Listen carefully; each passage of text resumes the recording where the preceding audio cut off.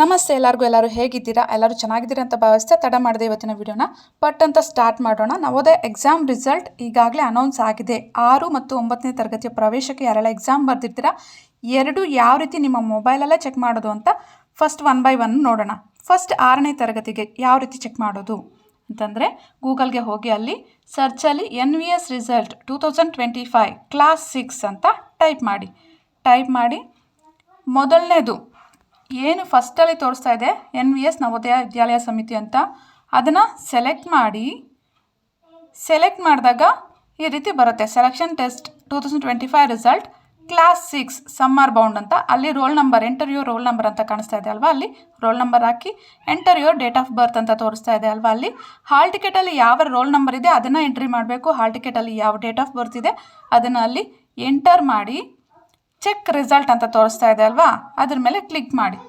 Check result ಮೇಲೆ click ಮಾಡಿದಾಗ ನಿಮ್ಮ ಒಂದು ರಿಸಲ್ಟ್ ಏನಿದೆ, ನೀವು ಸೆಲೆಕ್ಟ್ ಆಗಿದ್ದೀರಾ ಇಲ್ವಾ ಅನ್ನೋದು ಅಲ್ಲಿ ಡಿಸ್ಪ್ಲೇ ಆಗುತ್ತೆ. ನೀವು ಸೆಲೆಕ್ಟ್ ಆಗಿದ್ರೆ ಯು ಆರ್ ಎಲಿಜಿಬಲ್ ಅಂತ ತೋರಿಸಿ ನಿಮ್ಮ ರ್ಯಾಂಕ್ ನಂಬರನ್ನು ತೋರಿಸುತ್ತೆ.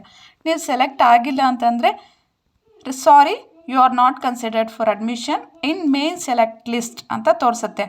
ಹಿಂಗಂತ ತೋರಿಸಿದಷ್ಟು ಮಾತ್ರ ನೀವು ಫೇಲ್ ಆಗಿದ್ದೀರಾ ಅಂತ ಅಲ್ಲ. You are not considered for main selection list ಅಂದರೆ ನೀವು ಫೇಲ್ ಆಗಿದ್ದೀರಾ ಅಂತ ಅಲ್ಲ.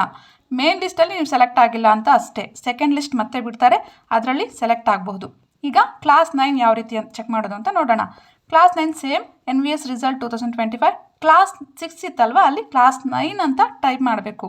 ಸೇಮ್ ಗೂಗಲ್ಗೆ ಹೋಗಿ ಸರ್ಚ್ ಬಾರಲ್ಲಿ ಆಗಲೇ ಯಾವ ರೀತಿ ಟೈಪ್ ಮಾಡಿದ್ರು ಅದೇ ರೀತಿ NVS ರಿಸಲ್ಟ್ 2025 ಅಂತ ಟೈಪ್ ಮಾಡಿ ಕ್ಲಾಸ್ 6 ಬದಲು ಕ್ಲಾಸ್ 9 ಅಂತ ಟೈಪ್ ಮಾಡಿ ಫಸ್ಟನ್ನ ಸೆಲೆಕ್ಟ್ ಮಾಡಬೇಕು. ಫಸ್ಟ್ ಒನ್ನ ಸೆಲೆಕ್ಟ್ ಮಾಡಬೇಕು.